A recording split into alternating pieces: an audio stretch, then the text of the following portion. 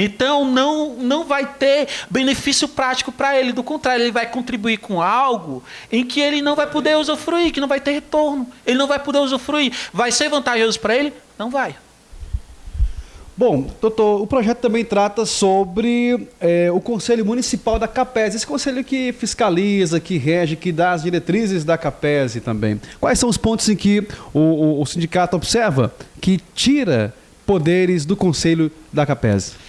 Antes de adentrar sobre o Conselho da CAPES, o Conselho Municipal de Previdência, só atentar aqui para algo também que a gente acha muito grave, em questão da contribuição patronal. Esse projeto de lei, ele quer diminuir o valor hoje dado em contrapartida do município. Por quê? A legislação federal, ela trata dos ditames, que o mínimo de servidor tem que ser o quê? Igual da União, que é 11%, de servidor, e o máximo patronal tem que ser o dobro do servidor. Hoje, como é que está? A época que foi feita a lei, foi feita de maneira igualitária, servidor 11, patronal 11. Entretanto, existe um mecanismo da atualização, da atualização do cálculo atuarial. Então, o cálculo atuarial é justamente para manter a balança do equilíbrio. Qual é a balança do equilíbrio? Sobre o valor que entra junto à CAPES e o valor que é pago de benefícios previdenciários. Então, quando foi em 2010, à época, o gestor, o Padre Marques, ele fez a Lei 1794/2010. Por isso tem muita gente que fala assim, mas durante todo esse tempo não houve nenhuma atualização. Houve. Em 2010, houve a Lei 1794/2010 e ela mudou somente esse artigo 14. O que essa lei, a gente pode falar, reforçou a CAPES. Por quê? Porque essa lei ela veio tratar sobre a responsabilidade do município, sobre o cálculo atuarial. O cálculo atuarial não é somente o que está falado aqui, não. O cálculo atuarial já existe. Majorou a contribuição patronal para 13% e também colocou um percentual de 1,28% a cada ano até 2044, a título justamente de reajuste para manter o balanço do cálculo atuarial.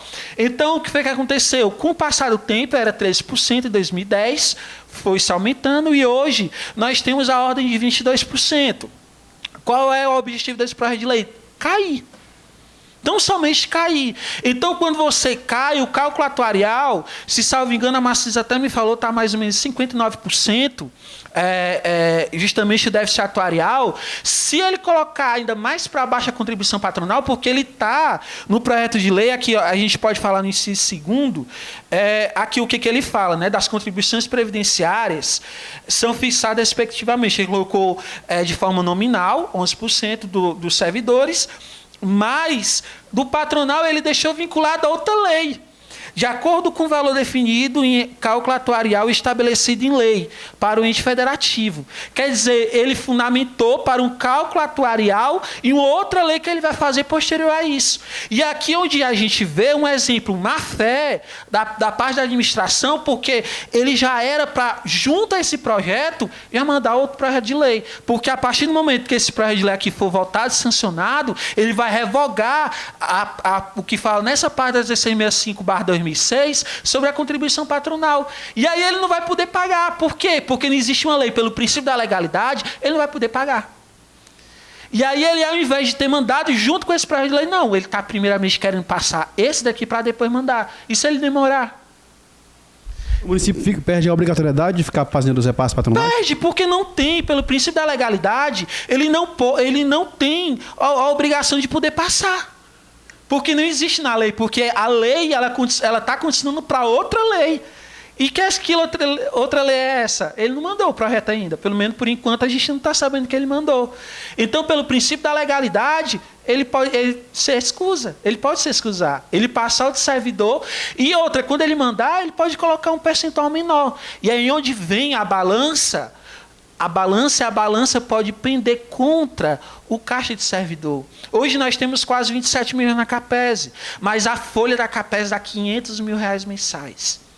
Quer dizer, não vai ser durante a administração dele que pode quebrar, mas futuramente pode quebrar. Porque a gente tem aí, fazendo um cálculo de maneira grosseira, tem aí mais ou menos aí de forma aí 4 anos, que é correspondente a 48 meses, e ao 13º dessa folha.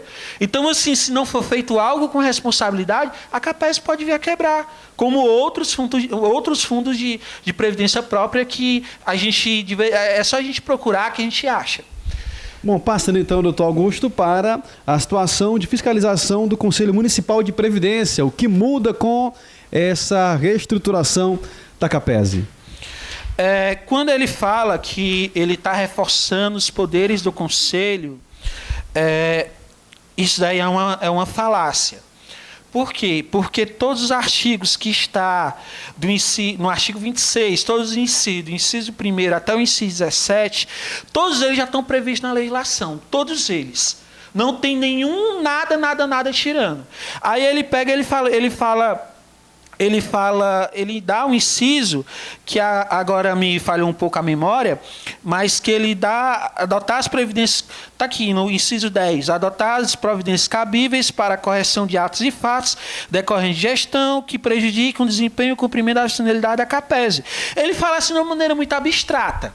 E diz, segundo a última entrevista concedida, que ele está reforçando os poderes do Conselho Municipal de Previdência para poder denunciar na delegacia, Ministério Público, Poder Judiciário. Entretanto, é uma falácia, porque ele está tirando o inciso 18, que está previsto, que é o quê?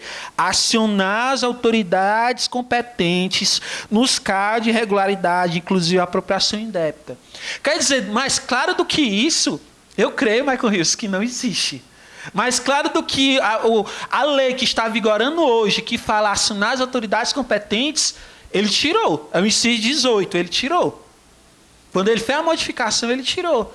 Então, assim, ele falar que está reforçando os poderes da CAPES chega a ser uma falácia. Realmente chega a ser uma mentira, pelo fato de a lei que ele mandar ser totalmente diferente da lei que já está posta e está em vigência desde 2006. Outro ponto que ele também modificou, e aí onde também vem a preocupação do sindicato, a preocupação do conselho, a preocupação de todos, é em questão porque, assim, hoje, como é que é hoje feita a escolha da direção da CAPES? Não que seja uma coisa que seja o sindicato que mande, mas não.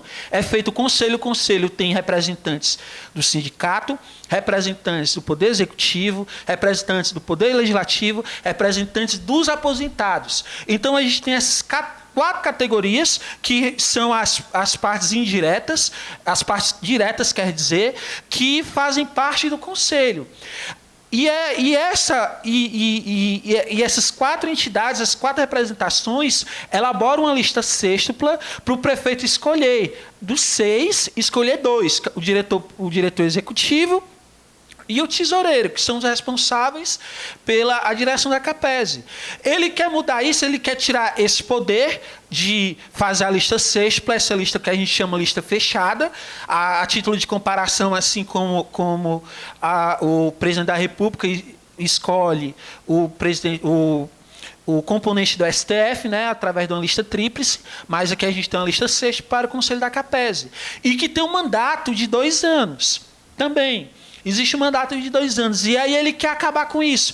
Ele quer acabar e colocar uma pessoa da confiança dele, uma pessoa que ele quer, e a outra pessoa, uma pessoa como diretor-presidente, mudando até a nomenclatura, e a outra pessoa como diretor administrativo financeiro, mudando o nome de tesoureiro, para ser servidor, mas também da sua inteira confiança.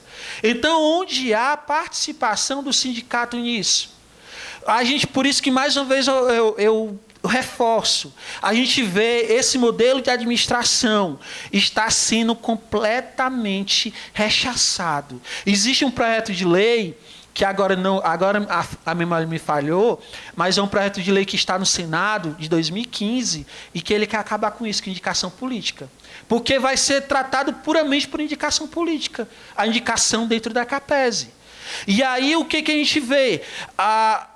É só a gente ver vários fundos que estão quebrando por má administração. Vários fundos. E o CEF aqui, mesmo aqui em Amontada, deu um prejuízo. O Postales, que é o Fundo de Previdência dos Correios, foram mais de 10 bilhões. Quer dizer, isso aí a gente vê. Porque um dos poderes que ele também está concedendo para o diretor-presidente é o quê?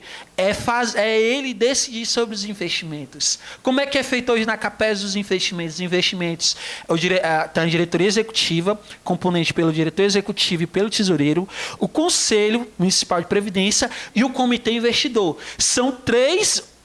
A gente pode dizer assim, são 3 setores, 3 órgãos, que eles, em reunião ordinária, que decidem onde vai ser feito os investimentos da CAPES. E aí ele quer mudar para colocar somente o diretor-presidente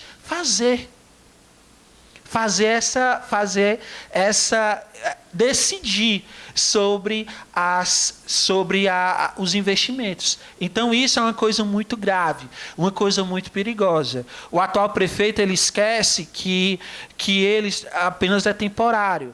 Um dia ele pode sair e ele mesmo ele pode se ver numa situação, ele como oposição, como a gente viu aí nos últimos anos, que desde 98, se me falha a memória, Michael Rios, desde 98 aqui a gente não tem reeleição de não prefeito.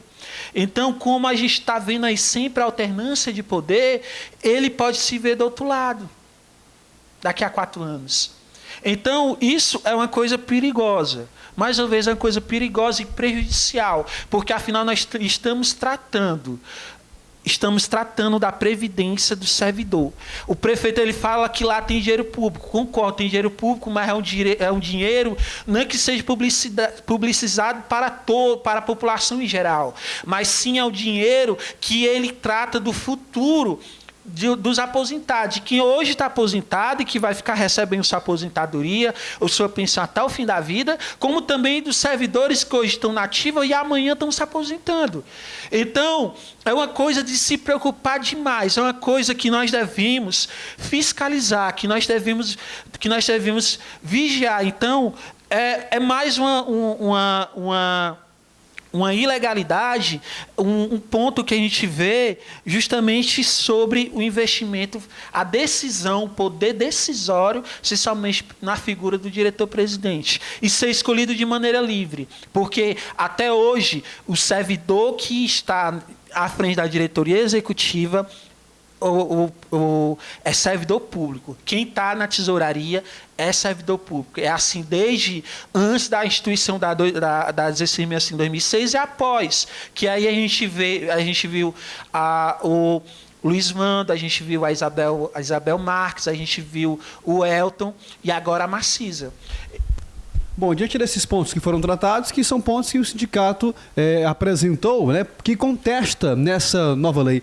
Doutor Augusto, qual a posição do sindicato agora? O que fazer diante desse projeto? O projeto está tramitando na casa. E agora? O que ele deve ser discutido com a população, com os servidores? O sindicato vai procurar apoio para fazer proposição de emendas a esse projeto? Assim, graças à pressão, eu não me refiro ao sindicato, mas sim de todos os servidores, que nas 2 últimas sessões da Câmara, 2 últimas sessões ordinárias, estivemos presentes em massa, junto à Câmara dos Vereadores, nós conseguimos uma vitória, que foi o quê? Foi a instituição da audiência pública.